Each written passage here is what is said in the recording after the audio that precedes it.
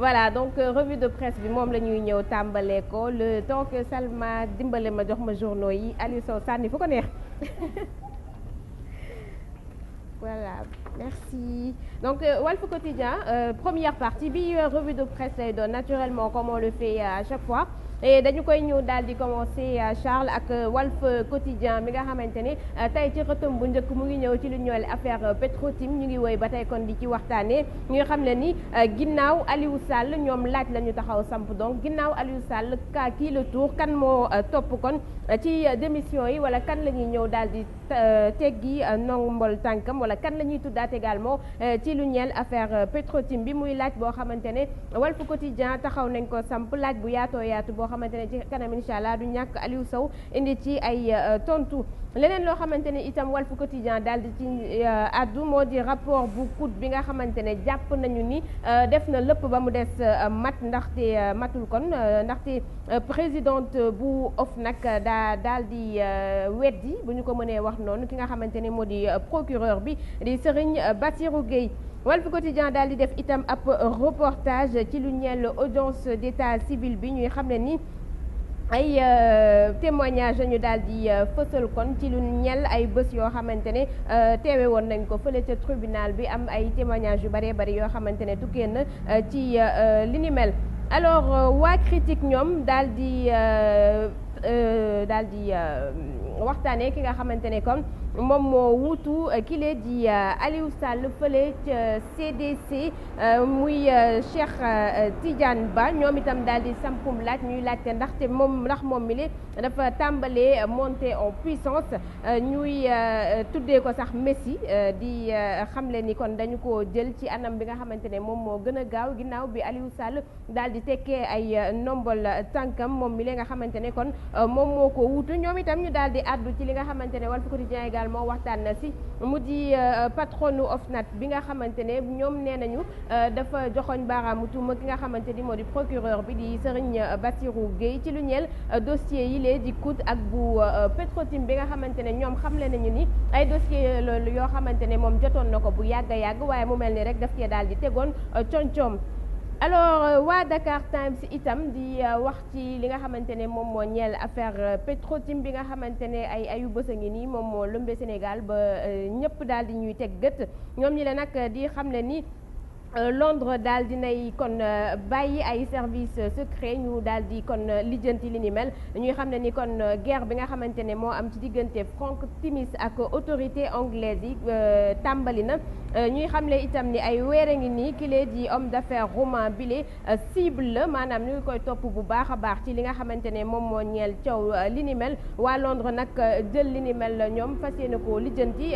ñuy am ay révélation yu bari yoo xamante ne tàmbali na rot jógee ci activité yi nga xamante ne moom la Frank Timis di amal fii ci continent Afrique Frank Timis sax ngeen mën a gis nataalam kon ci xëtu journal bile di Dakar Times ak itam ñuy waxtaanee disque dur bu Frank Timis bi nga xamante ne waa BBC yor nañu ko ak itam ay liste entreprise yoo xamante ne dafay liggéeyal ak ñoom di lëkkaloo ak ñoom fii ci réewum Afrique loolee yëpp mu ngi ci journal bi incha allah ci kanam dinañu ko faram fàccee. Donc lii moo fi journaux yi nga xamante ne c'est critique encore donc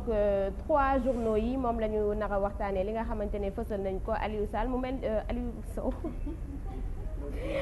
voilà le tourando donc Aliou Sow mu mel ni que affaire Petro-Tim moom moo nekk ordre du jour ba tey ginnaaw démission Aliou Sall mu am koo xamante ne tabb nañu ko mu wutu ko ak itam waa Londres ñi nga xamante ne fi mu ne ñoom jël nañu dogal ni dañu ciy suubu seen loxo def enquête gën ko accès ci ki nga xamante ni moom mooy Frank Timis waaye nga baal ma rek laataa ñoo développé ma nuyu Man Diouf mi nga xamante ne rejoindre nañu léegi. maa ngi lay fay xel di nuyu aussi ñi ma bokkal plateau bi ak téléspectateurs yi ñu jàkkaarloo ci Subatel si. ñu lay fay bu baax a baax.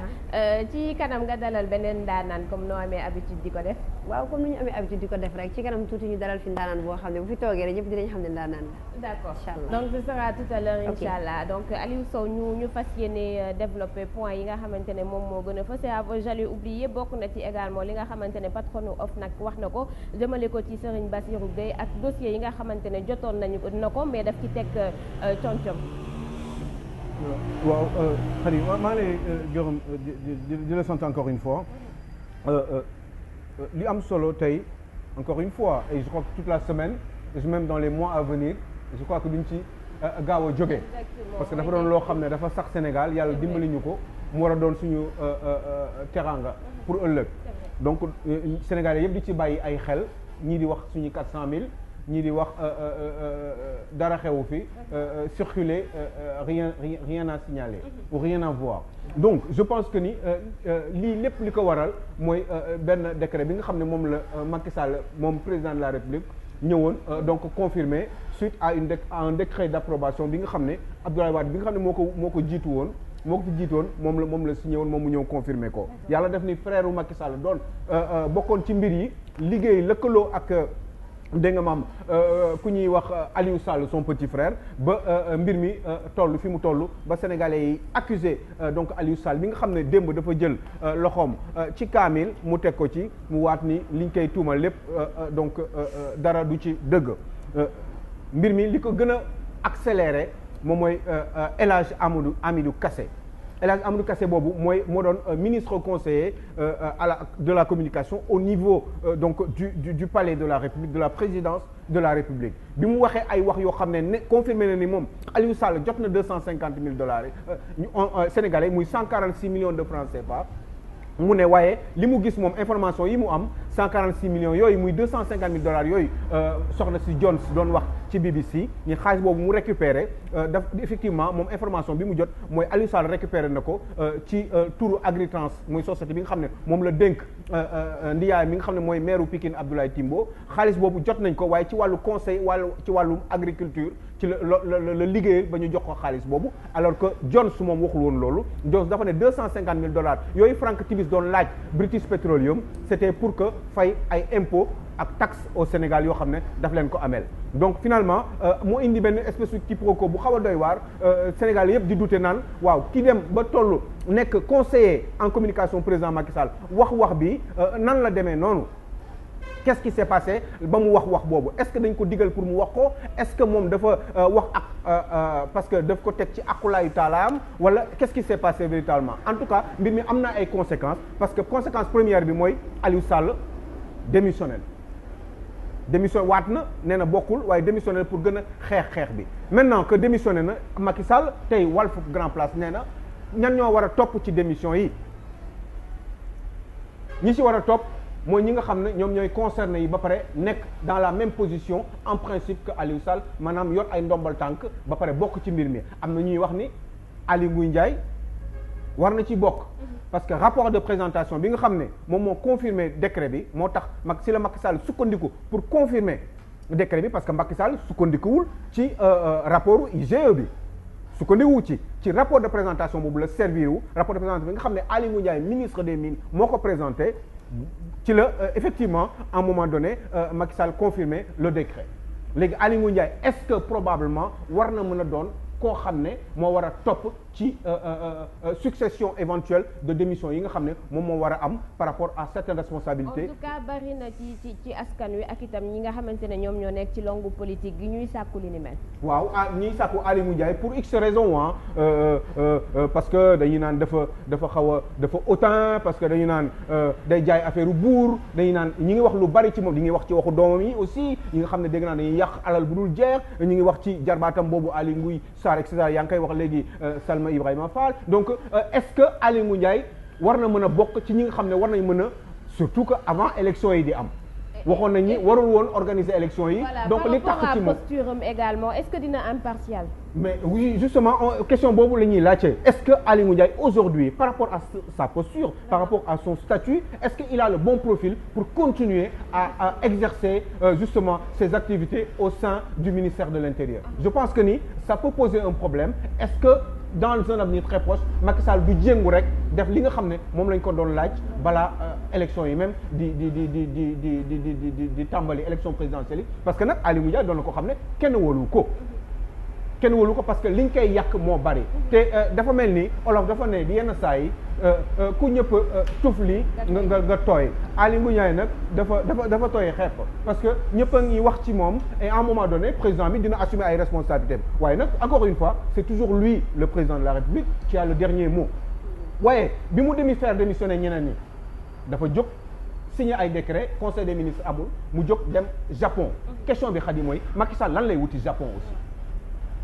maa ngi leen di wax déplacement avion présidentiel ça coûte énormément d'argent le Japon est à au moins 15 000 kilomètres du Sénégal le Japon avion buy dem day chargé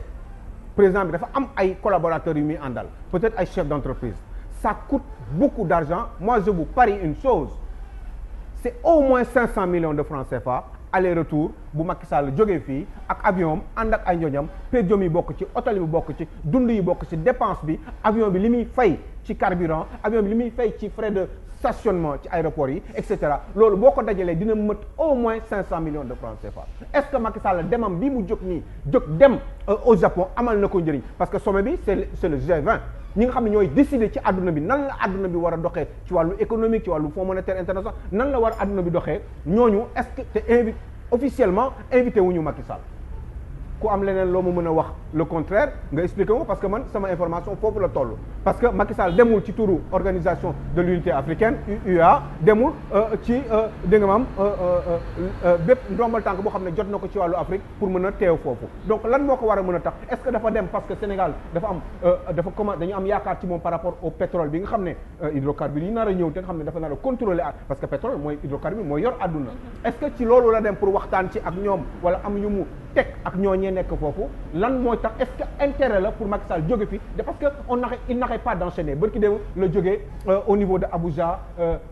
Nigeria donc day dem rek day dem donc dem yi dem parce que aussi dañu ne dañu am tension budgétaire xadi suñu xaalis bi doyul ñun pour ñu gis nga douane dañu ne essence bi dafa nar a yokku pétrole bi dafa nar a yokku courant bi dafa nar a yokku donc à partir du 1er juillet loolu la libération confirmée te en général am nañu ay manière investigation ñoom libération bés bu ñu la waxee loolu rek c'est parce que en général lu ci bari dafay am kon mun nañu yaakaar ni pétrole bi essence bi dafa nar a yokku de 75 francs CFA le litre ba pare courant bi aussi dafa nar a yokku kon bu fekkee ni moom mi ngi dem te ñu am problème mu lépp boo gisee ñu def ko c'est pour yokk recettes yi parce que doyul 4000 milliards la ñu soxla ci suñu budget environ te pourtant ci 4000 milliards yooyu 2500 milliards sax wala 2200 milliards amuñu ko ba mu doy ci dajale alal gis nga ni ñu doon def problème mu douane bi temps yi douane coow bi fi amoon ak commerçant yeeg yooyu parce que douane dafa doon douanier dañu bëggoon yokk taxes yi ñu ne ñett du ci dal ba yàlla def ni finalement dañu surseoir à cette décision là donc il y a un problème quelque part ñu ngi wut xaalis waaye wut xaalis boobu est-ce que xaalis bi muy dépensé moom di jóg fi di déplacé wu Macky Sall parce que dañu daan wax Ablaye Wade ñetti tee Touba tukki ak lan amoon na beneen un troisième télé Touba tukki mais est-ce que finalement Macky Sall nekkul di dugg ci même kii boobu même ligne de conduite boobu que Abdoulaye Wade. Après c'est peut-être des voyages yoo xamante ne but bi justement c'est pour combler gap bi nga xamante ne moom nga. mais bu fekkee ni loolu la alhamdulilah mais yu demee noonu dafa war a am une communication gouvernementale. au niveau xam nga ñu wax ñu Sénégalais parce que ñun aussi xam nga man fi ñu toll nii je ne suis là que pour me poser des questions essayer de faire réfléchir les Sénégalais. en parlant de communication également ki nga xamante ne moom mooy porte-parole présidentielle bi. Latif Coulibaly àdduna moom également. ci jaaree ko suñu confrères yi nekk RFM pour wax accusateur Aliou Sall yi toujours ci affaire Petro-Tim bi que képp koo xamante ne li ngay wax dëgg la si yow na nga jël kaamil wala nga jël bible nga waat yow également comme ni ko Aliou Sall defee nga def ko ci kanam man je suis dans honnêtement je suis dans le même état d'esprit parce que man. non t'es pas sérieux. non dama yow xam nga lu tax non parce que non man boo la nee xat yow yaa def lii nga ne ma Alioune Sow non déglu ma rek. damay wax non non dama non on se met pas xadi la Bible la justice elle sert à quoi mais xadi non mais non loolu waxu nit diggante nit la rek ak boromam. li si des justice bi moo xadi wax naa ko démb justice bi après mooy lijjanti mbir mi mais man bu fekkee dama accusé nga ne ma du yow dinaa la ne. mun na ñeme naa waat ne la xadi lii ma xalaat nii ci yow ni yow mi yow yaa jël moom nee na jëlul ki ko accusé war na am ay preuves yu leer non seulement dafa war mun na bu ko neexee mu waat il n'est pas obligé de le faire mais bu ko neexee war na mën a waat ba pare non seulement du yam foofu day jël kayit bi yóbbu ko tribunal. voilà moi je pense que yow sax tontu nga ndar képp nga wax ji en quelque sorte parce que comme tu l'as dit Aliou Sall waat ci kaamil digganteem la ak yàlla ñun suñu yoon nekku ci exactement donc ñun li ñu soxla diggante pétrole beeg gaz bi na ko yoon lijjanti après on passe à autre chose. waaw dëgg la mais xam nga avant gouvernement nit ku nekk dafa am noo juddoo ak say mbir xat yi dafa am na ñoo xam ne dañu juddu gëm yàlla gëm Sëriñ Babacar yaa ngi dégg donc loolu dafa nekk ci ñoom xëy na feeñul mais bu ñu demee ba jaaxle ba amatuñu solution lu ñu mën a def d'abord avant ñu koy prouver ci kanamu doomu aadama yi seen nawle yi li ñu mën a def moom mooy wàcc yàlla par exemple war na mën a nekk waruñu ko teree amaana waaye loolu warul tax ñu mën koo gëm débat ci waat kaamil bi mu ngi gën a jël ampleur j'espère que dinañu mën a am man su ma xamaloon dara oustaz Assane ou benn oustaz boo xamante ne demain inchallah dinañu wax lan la yàlla wax moo ci waat man su ma xamaloon Aliou Sall dara man tey ji nii mu wóor ma ni li mu wax du dëgg man ñeme naa waat ni Aliou Sall yow lii nga wax du dëgg waaye bu ma ko defee rek c'est parce que boobu fekk na yor naa këyit. d'accord yor naa këyit bu leer nañ parce que mënu ma waat ba pare di croiser les bras. d'accord moo tax ma ne la démb Aliou Sall comme waat na dem prouver aussi ne ñii ko tiiñal li ñu def dëgg du yoon. alors ñi ko tiiñal te waatuñu ñu ngi ce matin peut-être c'est d'ailleurs en train de se passer ki nga xamante ne moo di El Hadj Kassé ak Abdoul Mbaye dinañu dem ci enquêteurs yi ci dikk wuyu c'est ce genre de choses qu'on attend. mais pas El Hadj Kassé na ma indil këyit bi Abdoul Mbaye nañ ma indil këyit yi suba bëgg naa ñu wax ci këyit yi nga xam ne. indi na ko comme preuve en tout cas ñu ngi dem ci enquêteur bi et en parlant de këyit également. waaw ki la di Ousmane Sonko moom demul mais envoyé na ay documents c'est ce genre d'acte qu'on attend en fait. mais pas ay waat ci kaamil Aliou Sow. non mais Khady mais nit quand même bu dee jullit mais Sénégal président de la République nee na moom waat na ci yàlla bi muy investir. non bi muy investir dafa waat ci yàlla président de la République mu ne man Macky Sall président de la République Sénégal waat naa ni moom xam j'imagine que ci yàlla lay waat. sa façon de waat tubaab yi ñooñu ko fi bàyyil. non ça compte même pas tubaab yi ñooñu ko fi bàyyil waatul ci kaamil waatul ci. non ci kaamil la waat. non ci kaamil lay waat non mais. il lève la main Aliou Sow. non mais je jure devant Dieu lay wax je jure devant Dieu ñett la jëwu kaamil la jëwu Torah la wala jëwu alxuraan wala jëwu Coran jëwu Torah wala jëwu Bible. jë yooyu ñett la trois religions monothéistes. ok ñu bàyyi Salma mu intervenir. voilà parce que en fait waat na ci kaamil d'accord mais am na ñoo xamante ni tey jii waat ak naan ci ndox bi dañ yemale. même su fekkee kaamil la. est-ce que en fait être musulman c'est bien. c'est extraordinaire quand même. musulman et pratiquant mais Sénégal lañ nekk. mais nekk xam na li fi am. mais nit waat na aussi parce que dafa wax dëgg. non pas forcément. non pas forcément quoi j'ai pas compris là. non réalité sénégalaise yi mooy am na ñoo xamante ni dañoo ñeme yàlla. attan nañu mais am na ñoo xam ne dañoo ragal yàlla. ok waaw kon léegi jeex na kon bu neex waaye war na ko mën a def. mais ñun on n'est pas en mesure de savoir si la personne elle a dit vrai ou pas. mais waatu Aliou Sall warul tax ñu naan li mu wax dëgg la. non am na waatu Aliou Sall am na ñoo xamante ni tey jii waat bi nga xamante ni waat na ko ci kaamil. même suñu amoon doute moom la wala du moom jamono yi nee nañ. mais loolu suñu yoon nekku ci xam nga lu tax amul importance parce que finalement cappaandaw ga moo am solo. mooy ca tribunal ba leer na kay waaye ñu koy tere waat wala di dute ci waatam loolu moo dul yoon. non pourquoi waat ci kaamil boobu noonu amatu fi. mais nga amul place mais moom du jullit. moom du doon nekk doomu jullit. Aliou Sow pardon on t'accuse de quelque chose. mais yow lay wax ñaari yoon Aliou Sall. dafa xew en fait diggante. non man Aliou Sow laa tudd. Aliou Sow c'est bon donc ce que je veux te dire c'est que mbir mi pétrole beeg gaz bi dame justice moom moo war a def liggéeyam je l'ai dit hier digganteem ak boromam je sais pas su fekkoon famille wam dañuy douter ci moom mën na teg njabootam ci salon wam mu waat ci kaamil et puis il passe à autre chose. mais après sa njaboot yow après sa njabootu Sénégal la. yow ñaari njaboot nga am na yoo xamante ne on a plus l'impression que c'est pour divertir la galerie pour indi yeneen sous-sujet ci même sujet bi. mais ce n'est pas important tout ça loolu amul solo mais am na droit def ko. d'accord mais xam nga li am mais def ko taxul mu bañ a kii comment dire. mu bañ a yéen a bokk loolu leen wax maanaam waat gi mu waat terewul justice dina def liggéeyam bu waatee ak bu waatu waaye waat ci sunu réew comme réew julli lan ñaare su ko nit defee la mu wax ñu yaakaare ko dëgg wala ñu séntu ca dëgg moo tax ñaare nga gis nit di waat ci sëriñ wala ci alxuraan wala ci dara waaye nag mbir mi waat gi kese doyut du tere ki nga xam ne mooy justice nga xam ne moo war a indi résultat final dina continuer def liggéeyam waaye ni mu waat nii xëy na dina am ñu mu convaincre ñoo xam ne xëy na buñ ko gëmuloo nit xëy na ñu gëm ko am ñoo xamante ne tamit duñ ko gëm dañuy xaar justice waaye lépp mooy justice la ñuy xaar mu indi ci ak leeral ndax waat gi niy mujjee gi nga xam ne moom la ñuy mujjee ñun en général comme par exemple tey man su ma waxoon Aliou Sow dara Aliou gëmu ko wala mu gëm ko wala ma dem ba ca fin ba ñëwee ma doog a waat jaru ko xam nga lan war a def ñun suñu deret lañu war a xool ak suñu jikko ak suñu juddu ak suñu diine kenn ku ci nekk lépp loo xam ne yaa ngi koy def waat googu ngay indi di waat ci alxuraan nga jiital ci suñu borom ragal yàlla ci li ngay def xool ci sa juddu xool ci sa jikko xool ci sa deret ak sa ngor mais Mbaye Babacar loolu moom lañ daan fale ci réew mi moom lañ daan jiite ci réew mi suñ ko defee jàmmam dama ne yëkkati preuve yi lay setal nga waaxu ba fañ koy joxee nga joxe ko fa on est d'accord la voilà waaye warulaa tere waat bu la neexee waaw waat gi mën na nekk waat gi non waat gi nangul nañ ko waat gi mën na nekk wante nag comme justice mooy atte waat gi du tere justice atte léegi réseaux sociaux bi ay challenge lañ ko def waaw pour te dire que analyser challenge da ngay jël benn affaire en tout cas il est pas le premier à dire que defuma sàngam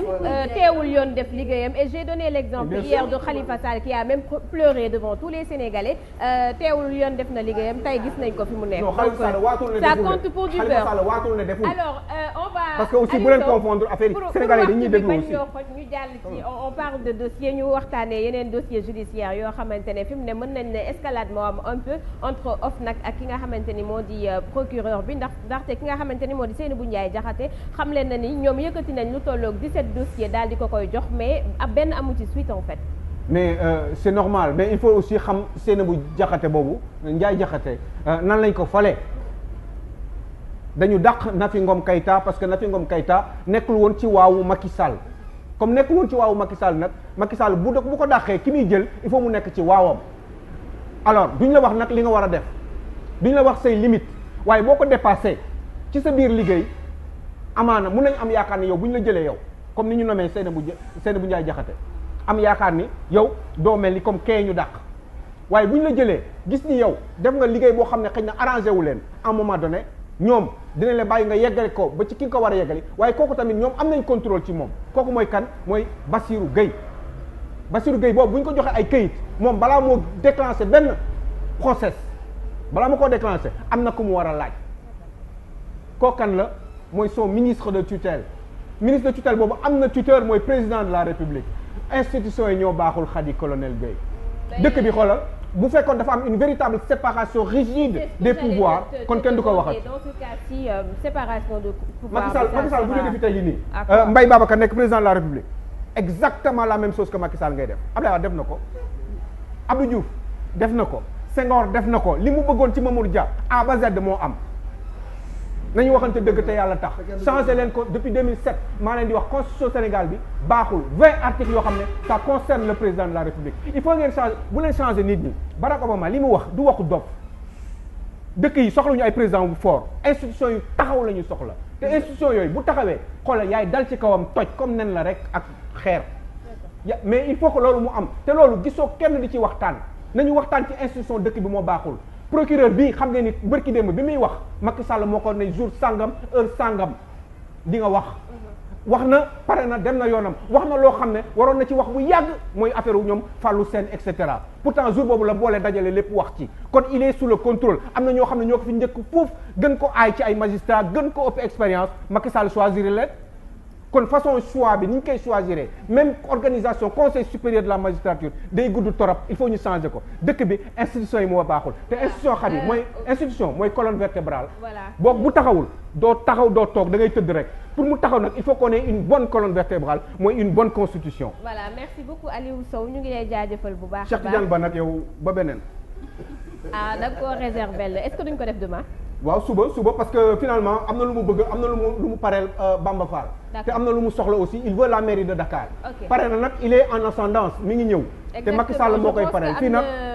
ku am kuddu dañ la critique am nañu critique doo la kër. voilà waa critique soulevé nañ ko. ak critique on aura l'occasion d'en parler demain incha allah ñu ngi jaajëfal Aliou Sow bu baax a baax. di nuyu bu baax Abdoulaye Bob fi nga xamante ne foofu la nekk aujourd'hui c'est son anniversaire donc nu ngi koy souhaiter un joyeux anniversaire dund ba fekkee njëriñu bébé Khady ak yeneen doomam yëpp voilà.